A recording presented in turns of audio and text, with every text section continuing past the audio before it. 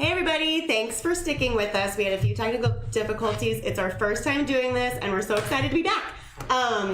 So for those of you who missed us last time, we are live from our offices here in St. Louis at Booksource. And like I said earlier, we sell books, but we also really consider ourselves to be advocates for students and advocates for literature. And part of that is making sure that we give students access to diverse and inclusive titles so they can see themselves in books, so they can see other people in books. And that's why we're having this great conversation today with all of our friends. We are going to be watching your comments. As you've probably seen, we've been commenting too about our technical problems. But if we have any questions for the panels, please ask them, and I'll pick up some of them and bring them back to our panel. So I'm really going to kick it over to Jared now, and thank you so much, and we'll get it back underway. Sounds good. Hey, everybody. Thank you for your patience. Happy New Year. My name is Jared Amato, and I'm a teacher in Nashville, Tennessee, and one of the founders of Project Lit Community, and I would love for you to meet our panel. Hey, everyone. My name is Sydney Keys III, and I'm the founder and CEO of Books and Bros. Hi, I'm Jacqueline Stallworth, the English teacher and a literature consultant. Hi, my name is Javon Hunter. I'm an associate professor of literacy at SUNY Buffalo State. And I'm Lynn Hagan, and I'm a reading specialist in Columbia, Missouri. And again, if you have questions throughout, feel free. We're going to have some fun and talk about books and why we do what we do. So let's get started, Sydney. What book would you recommend to the group? The book that I would recommend to you guys is a book written by Patricia C. McKissick, which is included in the Scraps of Time series. But it's a book, it's based on the Negro League and the time period that it was in, but it's based after a kid's point of view of breaking into the stadiums, the diamonds, and seeing the games going on and seeing your all-stars and your favorite players playing. And I think that was a really cool book that everyone should read. Their Eyes Were Watching God, Zora Neale Hurston. I think, for me, the idea of a woman finding her voice, you have to love tea cake. You have to. I love it. It was one of my favorite books in high school, and a book that I actually read from cover to cover. For me, you're telling me yourself. I know, but look, there are a lot of books in high school that I spark noted, but that was a book that I loved. And now, as a high school English teacher, there's so many. Long Way Down by Jason Reynolds would be one that I would throw at you. Yeah. So I'm going to take a little bit of a different route. I'm going to go towards a mentor text for teachers. And so I would recommend The Brilliance of Black Boys, written by Brian Wright and Shelley Council. And in the text, they talk about strategies on how to teach literacy with young Black boys in early childhood. And what's really nice about the text is they provide a very robust list of books of children's literature for Black boys to read. So, yeah. And I'm going to go with Speak, the graphic novel by Lori Halse Anderson. I think it's cool that it's the 20-year anniversary and she's got a new book coming out, but that is a book, even if kids haven't read graphic novels before, it's really powerful. They don't put it down. Everybody's reading it, and just cover to cover, they want to keep reading. So it's been really a big hit. Are you into graphic novels at all? Or? Yeah, graphic novels are actually probably one of my favorite genre of book to read, or I guess setup or layout, because I just love being able to see. So with the March series from book 1 and book 2, I just love being able to see the marches and seeing everyone in the background saying stuff, because instead of just seeing the main character talking in the march, you could see people with bubbles above their heads that were really small, but if you look close enough, you could see that they were speaking too, and you could see what the whole, I guess, the whole setting looked like. And I think that's what's really cool and different from picture books. I couldn't agree more. And I know you're actually, with your book club, you're getting ready to do a book club for March the 3rd in the series, right? Yeah, at the moment we just finished the March book 2, and we are reading The Ghost right now, but we're going to read March book 3 soon. So if you're watching and you want to help out March book 3, he'll send you information on social media, but it's an awesome book. The entire series brings history to life. What would you say to teachers who say that graphic novels are not real books? Graphic novels are real books. They matter. They count, right?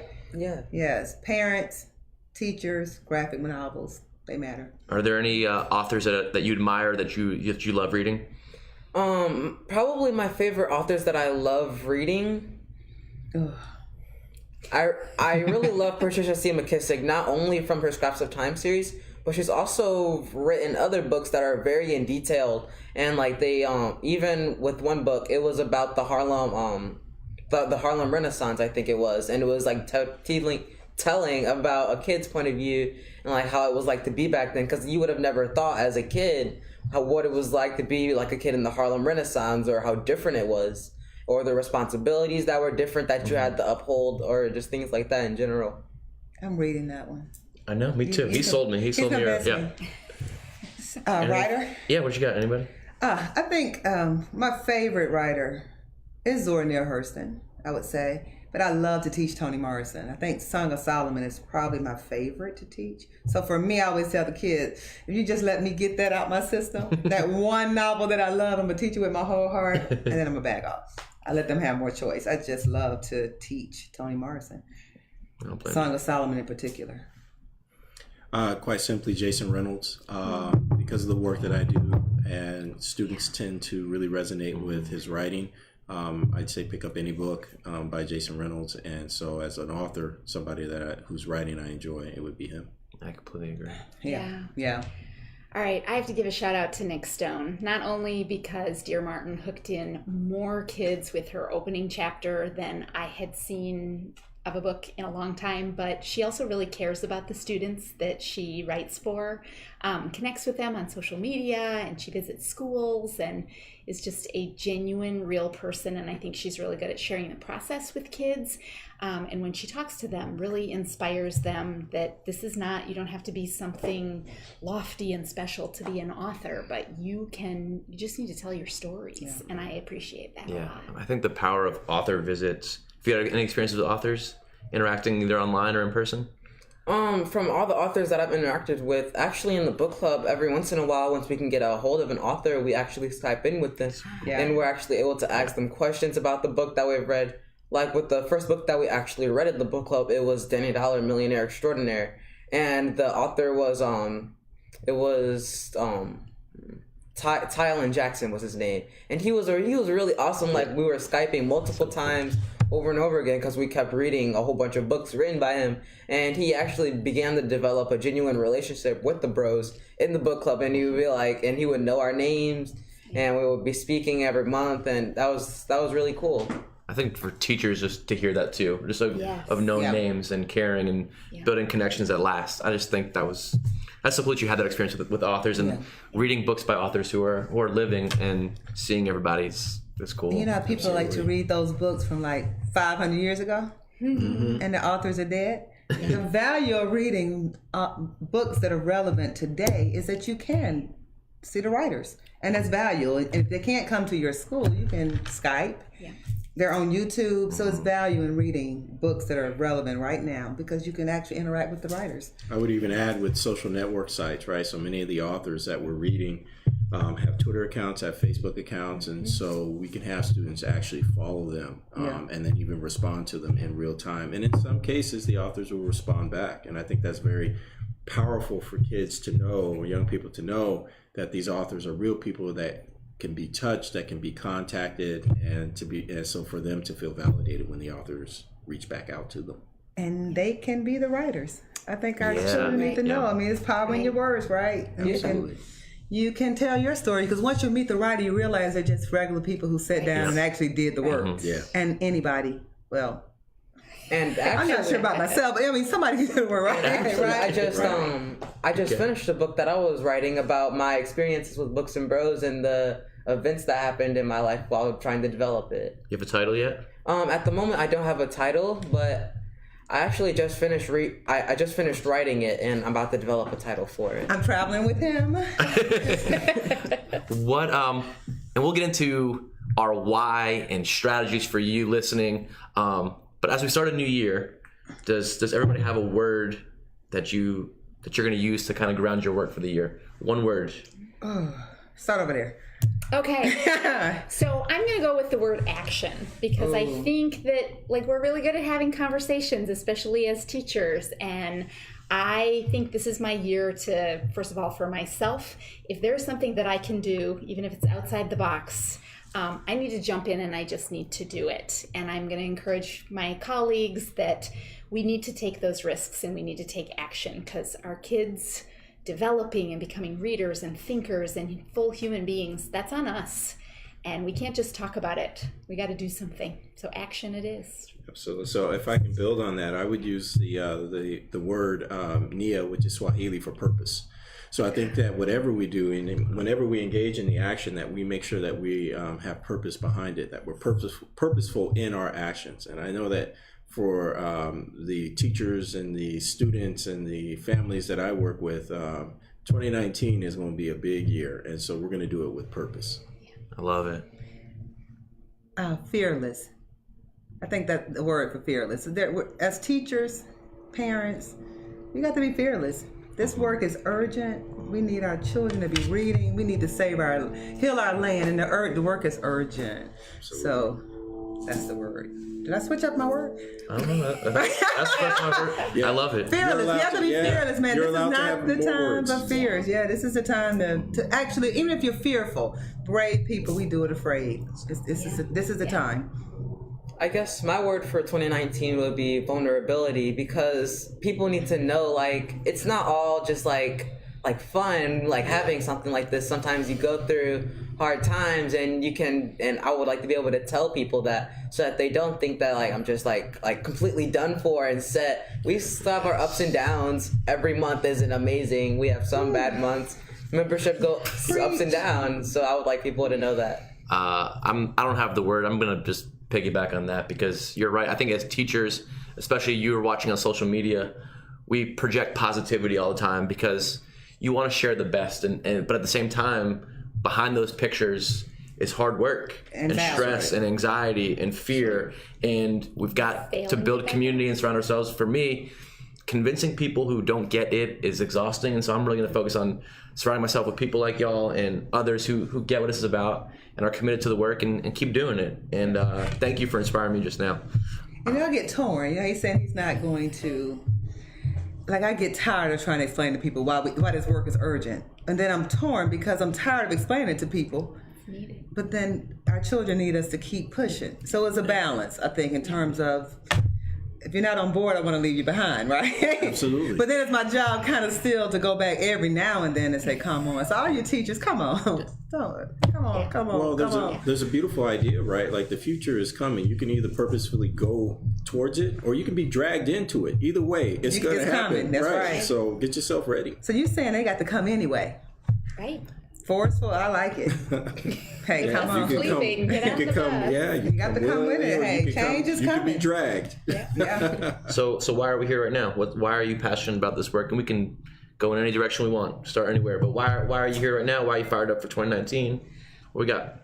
I'm fired up because it's 2019. There's so many great writers out right now. Our country is going through a birthing period. It feels like the change is coming.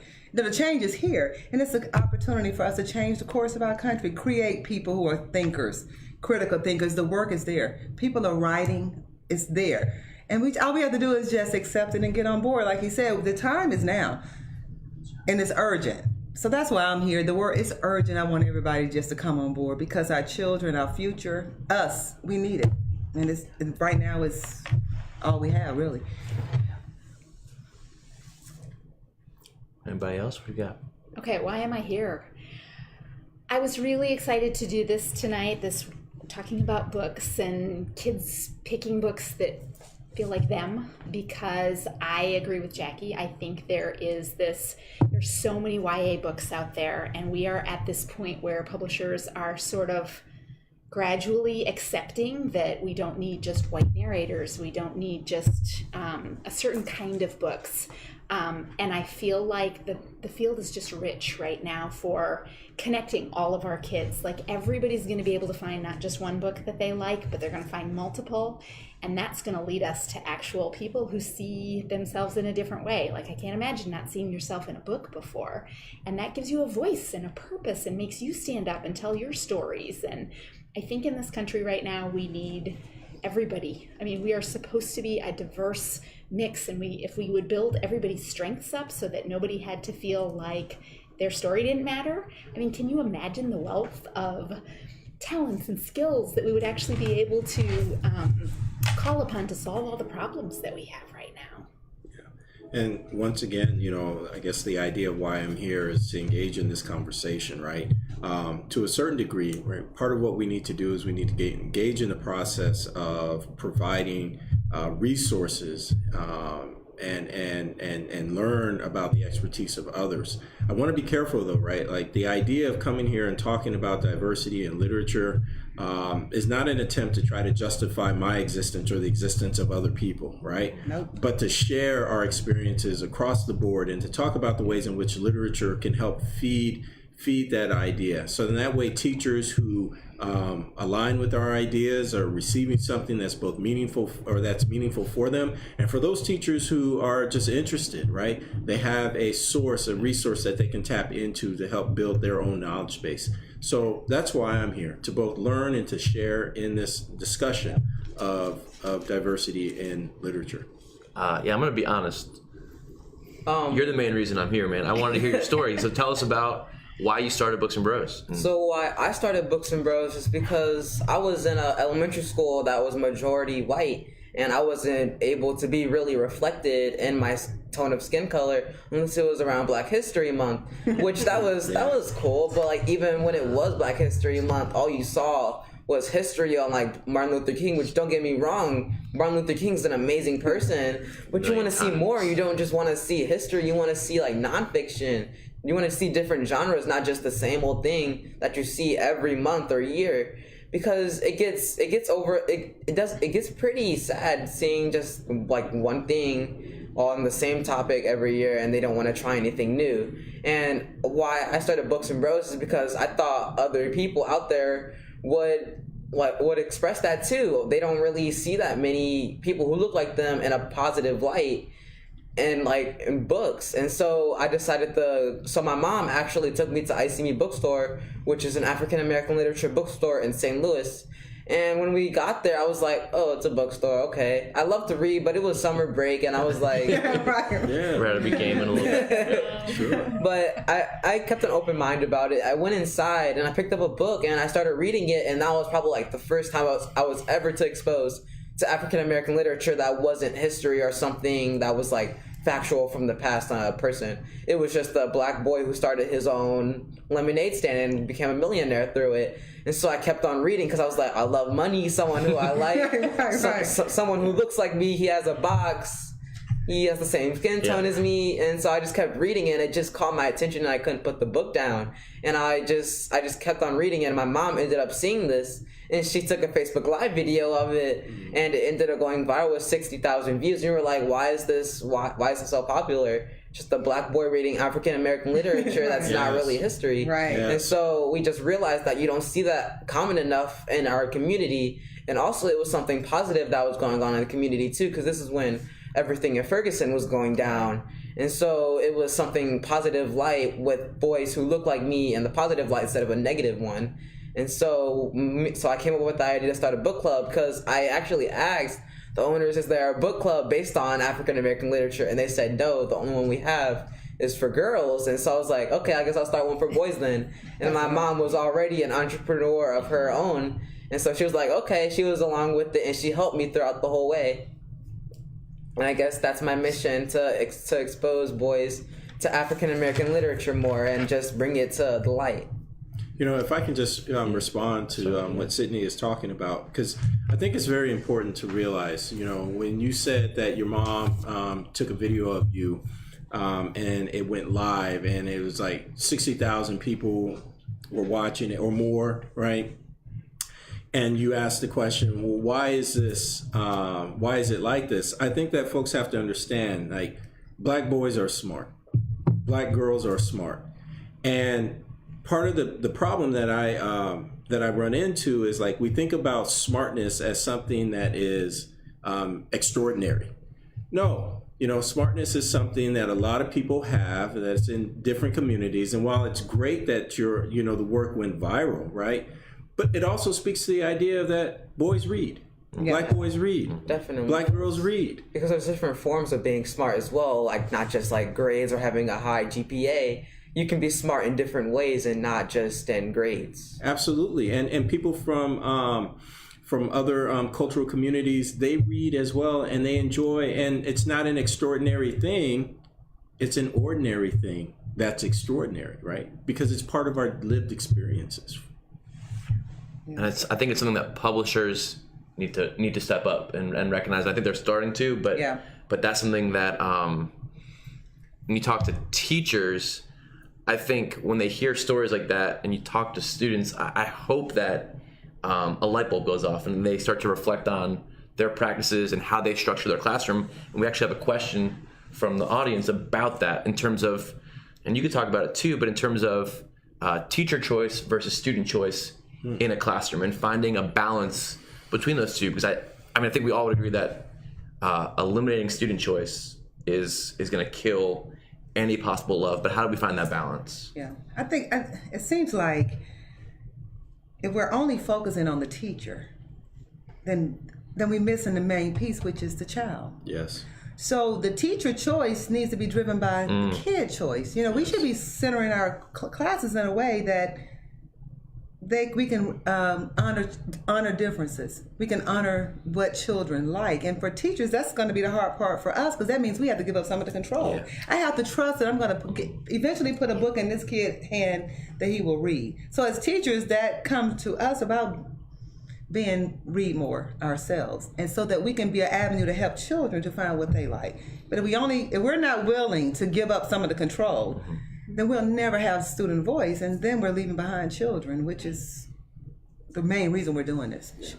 So like, I think being able to find an in-between would be like, so the teacher and the student come from two different generations, so they think a different way. So like the teacher, when they were in school, they could have read books about something totally different than what I would think about today as interesting. And so if the teacher were to just choose a book and from like based on their experiences or interests, and I were to read it, I'd be like, this is boring. I don't want to read this. And if it was, then I would guess the other students would believe it to be as well. And we wouldn't want to read it, which would make it so that we wouldn't comprehend it, which would make it to when they give us an assignment or an essay to write about it, then we would do bad on it because we didn't like the book, so we didn't read it. Yeah. And so I think you just have to find that balance between the two. So I think that if a teacher would like basically get a group of books that were based on a certain reading level that was on that grades level, and they just let them choose what book they wanted in their genre or their just topic, and I think that would be amazing for the student to do, and I would love if my teacher did that. Yeah. So I'll talk a little bit about that too. And I think we also run the risk of stereotyping our students when the teachers pick books. Even when you're giving complete choice. I got checked a few years ago because after you've been teaching for a few years, you start to see patterns and you can make assumptions if you're not very careful. And so I had a Hispanic girl, and I just assumed that she would, of course, love a book about with a Hispanic narrator.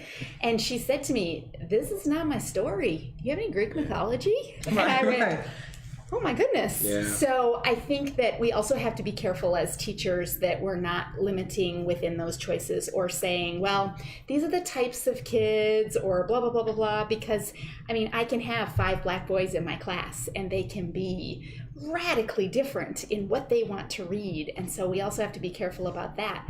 Like, yes, I want books that represent you, but first I have to know you. Yeah. And I have to make sure that, and I see from year to year, I have a big classroom library. Kids can read anything they want all the time, but it changes every single year. Like the vampire books were so popular for a while, and then nobody's into those anymore because Twilight is dead. And now, and so you have to keep up with that too. And I think that knowing your kids, and I'm a little older, and so what I'm interested in might be slightly different. And I'm happy to see that. So maybe here is like a good way for teachers, and I'm sure that they've heard of this before. The phrase comes from the work of Rudine Sims Bishop, who wrote an article back in 1990 called Mirrors, Windows, and Sliding Glass Doors. And I've oftentimes heard teachers talk about it in terms of mirrors and windows. They drop off that sliding glass door portion, which is important, and maybe we can come back to it. But in terms of negotiating between the teacher choice and the student choice, I think that what teachers have to do is don't think of it as a percentage, right? Like I have to have 50% teacher choice, 50% student choice. So instead of thinking of it in terms of like a balance, think of it in terms of a harmony, right? Maybe some years it might be teacher choice and some years it might be student choice. The idea behind it, though, is to share with students why, if you're choosing a book and this is going to be teacher choice, why is this important for you to share with the young people, right? And give them an explanation that makes sense, right? So if I'm a teacher and I like a particular book, maybe it is Their Eyes Are Watching God, where the language is a little bit different, the setting is in a different setting, where kids, maybe they don't see themselves in it. But then you could talk about how it's important to talk. It's important for people to find their voices, and particularly people who have been historically marginalized in our society. Those ideas, for many students, it resonates with them, right? And they may pick it up as a result. And so I think when we're thinking about negotiating teacher choice and student choice, be thoughtful about why you're giving the students this book, because that's what they want to know. They want to know, well, why am I reading this? Why is this important to me? Why would I find it interesting, right? In addition to the other student choices that they have available. Yeah, where do teachers start? They want to do something different. They recognize that something's not working. Kids are not engaged. Kids are not doing well in essays because they haven't engaged, right? So where is 2019 a new year? Where do we start? Woo. I mean, I'll tell you where I would start, but for me, it's building a library, right? Yeah. And Access. We're at Maplewood High School, and a couple years ago, we read an article about book deserts. Have you ever seen that term before? I haven't. So book deserts, we read an article, I'll send it to you after, but it's basically communities where books are hard to find, where books are rare. So food deserts, you think of neighborhoods with where healthy food is not available. So book deserts, we live in one in Nashville, and we have a school library, but no classroom libraries. And when you leave our school, you're going to find gas stations and fast food and liquor stores, but you're not going to find a library. And so we read about that and tried to solve that problem. And we started by just hosting a book drive. But what do you think people gave? Their old junk. All their old crappy books that smelled like old people, and we took them because we said thank you. You're not gonna be rude to people, right? We said thanks. They felt like they were helping out. They cleaned out their garage or their attic. But then we realized that just having a lot of books it's not the answer. So we said, all right, quality, not quantity. And so we just made a wish list. We put a picture of all our favorite books. We put them online and asked people to donate those instead. Yeah. And just like one by one, asking people to donate. Then you find grants and you work with your school and your community to help. And just slowly, one book at a time, build a library. So for me, like having books available to read. And then when you have those books, then you can have the conversations and the book club and the fun. But without the books, it's not going to happen. Access matter. I just know my students read a variety, and it's because of access. Yeah. So I think as teachers, and it's hard, you think about money, how you're going to get books, and you have to be creative sometimes. You know, NAT conferences get a lot of books. You have to be creative about getting books, or, of course, the public library. They work. And now you have the app on your phone. But we have to be creative about getting books in our classroom, because I think that is definitely a starting place. You have to have the books to start. And if you don't have the books, libraries, and you if need possible. to read the books. And you have to read the books. We're teachers and we're readers, and we're constantly, Twitter is a wealth of information of people posting books and publishers, and constantly trying to figure out what is going to hook kids in. And a lot of teachers are saying, I don't have time to read, but I want to encourage them to know that a lot of these young adult books, like Refugee, I read that in one sitting. And it's in depth, it's good. I was probably I thought a lot about a lot of different things, and you can read it in one sitting. Harbor Me, my favorite new book, Jacqueline Woodson.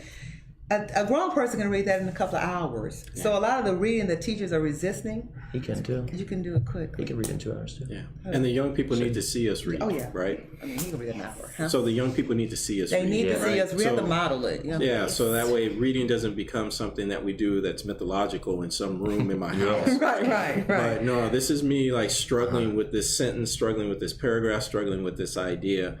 Similar to the conversation that we had today. And I think students need to see that, and perhaps equally important, they need to see how do we mediate our understanding of whatever it is that we're struggling with, right? So how do we solve that, right? So, and then I would add too, right? So build your library, go to community organizations, because there are certain community organizations that focus in on literacy. I would even go on the websites of local universities. Oftentimes, universities look at the literacy department, look at the ELA department. They may have organizations or programs where they're just giving books, and they're looking for partners to give books to. And then, to a certain degree, don't be afraid to hold people's feet to the fire. That's right. Right? Mm-hmm. Kelly Gallagher in his book Read Aside talks about Read Aside. Yeah, talks about holding people's feet to the fire. So if you don't have books, go to your department chair, and if they tell you no, go to the principal, and if she tells you no, go to the superintendent, and if he tells you no, go to the media, right? And say, look, we need books. That's right, we need books. And as Gallagher ends his statement, look, if none of that works, then now what you need to do is you need to figure out, is that a school that you want to be at, right? Because you've got larger issues. And so don't be afraid to hold people responsible. Go to the mayor's office. I've gone to the mayor's office and asked for books. Yeah. I've asked my colleagues for books. I'm not ashamed of asking for money. Yeah. If you haven't read Read Aside, Kelly Gallagher, read Aside. I know. It's phenomenal. What dreaming big, what do we want to see? Like, for me, that's when you said that, it made me think of if we really invested in books for everybody all the time. Kids K-12 every month of the year got a new book to keep and bring home and talk about, and organize book clubs with their bros and their friends, right? And do that all the time. To me, we're talking about money and a wall and all this stuff. There's money. There's money, right? So let's stop that nonsense of that we don't have the money for books. So the reason we don't is because it's intentionally doing that for a reason we can get into later. But what are we dreaming for? What do we want to see? And,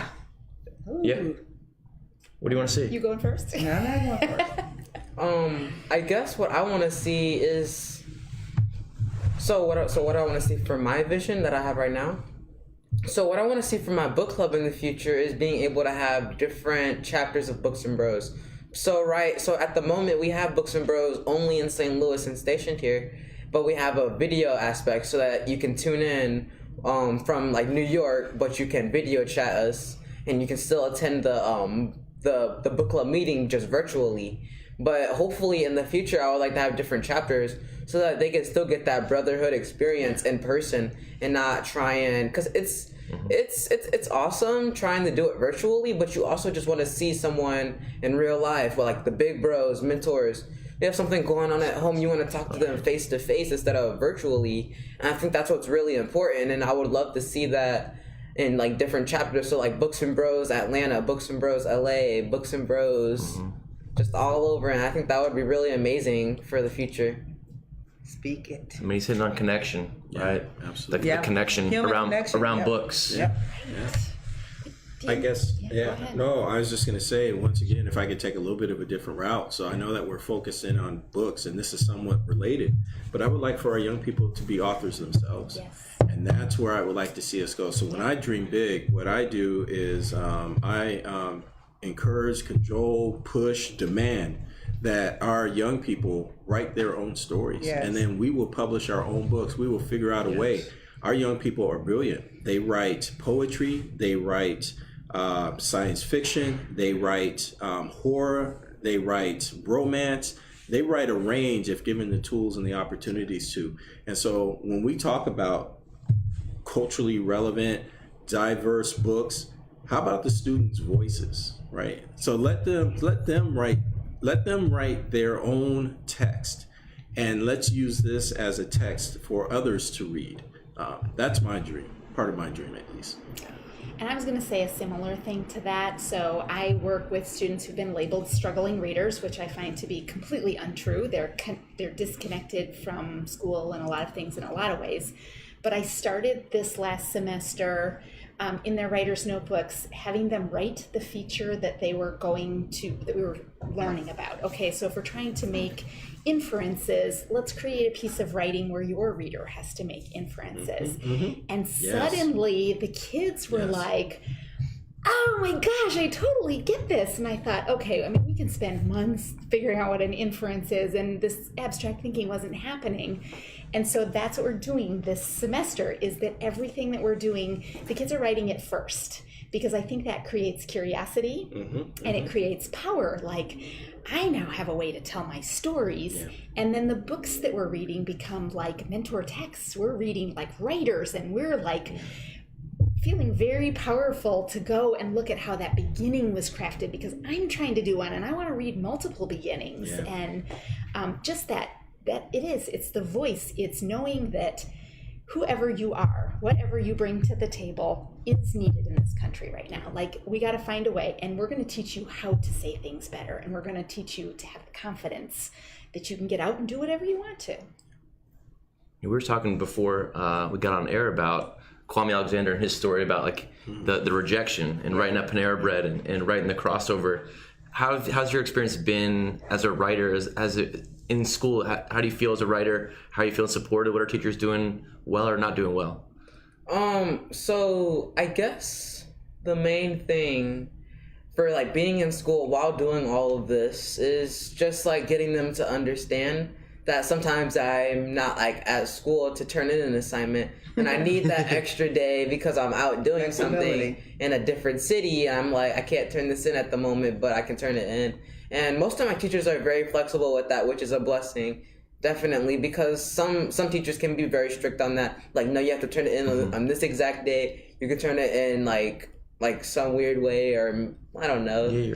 But like it's definitely flexibility. Definitely, I love that in my teachers, because sometimes you aren't able to turn something in on time, especially when you're out doing something. And I think all my teachers realize that I'm not just like skipping school just to skip. I'm doing something that help my community, and I think that's what's really important. How do you get, when you see teachers that are not those kind of teachers? Like flexible. Yeah, what kind of conversations are we having? Where do you see your pre-service teachers? What are we thinking that we can do to help all teachers be that kind of? I think as teachers, sometimes we get tunneled. Like, we want what we want when we want it. And I just think when we're working with children, they are children. There has to be room for flexibility. Now, we have to have high standards and what we expect, but then there has to be room for flexibility. I think I was watching something.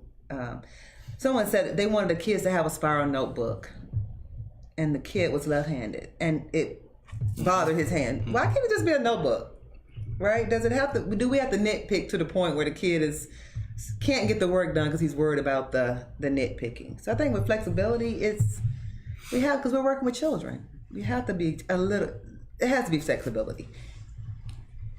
I agree. What's on your mind? What have we got to that you think is important to share that you're thinking about, that we've hit on today that we probably didn't get to in the video? I guess, for me, it would be like thinking about the purpose of reading. Yeah. Like fundamentally asking the question, why do we read? For what purpose? And there are a variety of answers. I know I talk about reading for pleasure, reading for information, and reading for social action, right? And so maybe this is a good way to get back to that sliding glass door piece of the metaphor, right? That when we read, reading becomes a way in which that inspires us to be better, right? And thinking about that for the future. So, for example, right, we read, it's important to have diverse literature for a number of reasons. It affirms and validates the cultural identities of the students with whom we do work. They get to see a sense of promise, possibility, potential, and achievement in people who look like them, right? But there's this other piece too, right, that talks about that needs to be talked about, which is it's important because when you live in a society that is racist, sexist, homophobic, or engages in other forms of discriminatory behavior, it's important to read the stories of people as a way of healing. Yep. And we don't oftentimes talk about diverse literature in that way, as a process of self-healing, right? That you don't have to take the hurt and the pain for as long as you need to, that there are other people who are in your similar situation who found a way. And so that's what helps me think about that social action piece. that sliding glass door, that we can move into worlds and reimagine the spaces for them.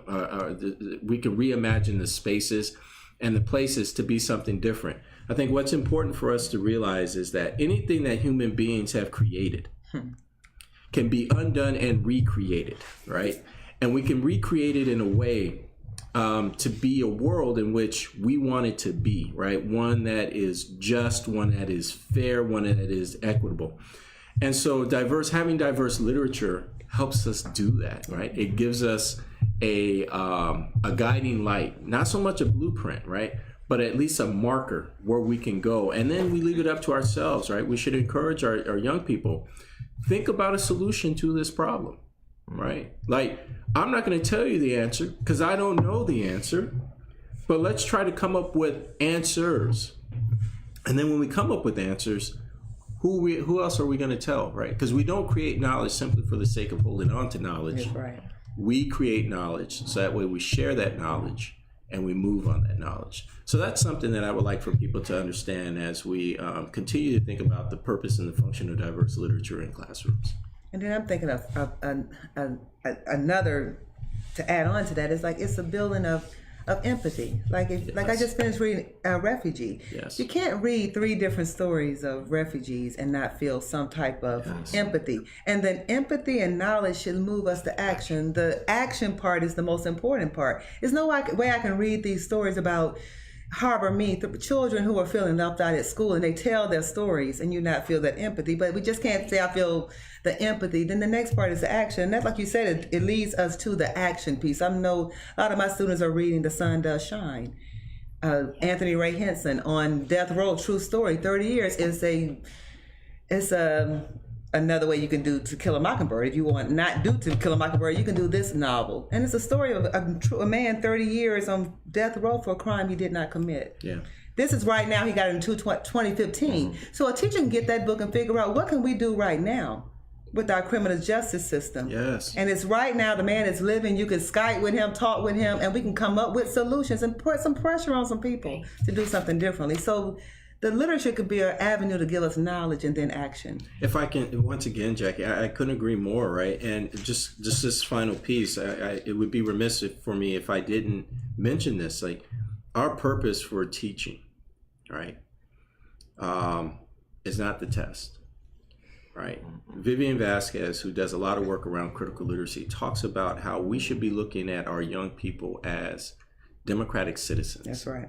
So then how are we preparing them to engage in the work that is necessary to uphold a democracy? Yep. That's where all of this comes in, right?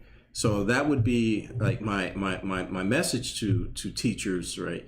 So how does the work that you do prepare students to function as citizens in a democracy? Conscious. And once you think about that, that gives you an entirely different purpose. Right? And or Nia. 4 teacher-chosen books a year is not what we're going for. When we're talking about diverse books, I also see this as like your personal repertoire of what you're reading. Like I've got pleasure books going. I've got books that I've got questions, and so I'm reading teacher books, or I'm reading all kinds of different things. And I think that's something that's missing from our English classrooms in high school, is that it's not just literature study. We're not just studying characterization over and over and over again. Right. We need to get our kids having a bigger voice in that. What are your questions that you want to answer? And what is my role? And how do books help me to do that? Like, there's a lot of learning that our kids do. I mean, Sydney's out doing a job and doing all that kind of stuff. He's built his own business. Yeah. Our kids are capable of so much more than just a worksheet and a book in our classes. They're capable of living those questions and figuring out how books teach them and using resources, and that they can do all that. He found a need, you found a gap, you found a need, and you addressed it. I can't imagine. I mean, Right. That's a beautiful way of seeing citizenship in a democracy take place in real time. Yes. Yeah. And, We need to engage people, right? nobody assigned And books that. are a way to Yes. give you knowledge and assigned engagement. and what we need, though, is the adults not to just say, oh, we love Sydney, or we give you, we saw you on TV, but now what do you need? What do all the Sydneys need? he represents How tons can of we use our Sydneys. power and our influence and our resources to amplify your work and support you and other chapters, so that it's not just on you and your mom to do that. And I think the adults need to do more than just talk and claim that we love kids or we believe in kids, but actually do the work. And thank you for inspiring us here. Yeah, definitely, because we don't have everything set and done for like the next for the rest of my life, and so we still need help along the way. Yep. Thank you. I think Julie's coming to take over. Take over. Take over. I don't know. That was fun. Well, thank you guys so much for sharing your time and talent. I mean, I truly could listen to you guys talk for hours and hours. But we have a limited amount of time, I'm afraid. But if you guys want to continue the conversation on Twitter, we do have the hashtag Booksource Live. So feel free to tweet, feel free to comment on our videos. I'm sure our panelists here will be peeking in to see what comments you guys had and what questions you guys had. So keep commenting. Your voices will be heard. I know a lot of people had questions about book recommendations, picture book recommendations. Our collection development team did a fabulous job of curating some own voices collections that include diverse authors writing characters from their own experiences.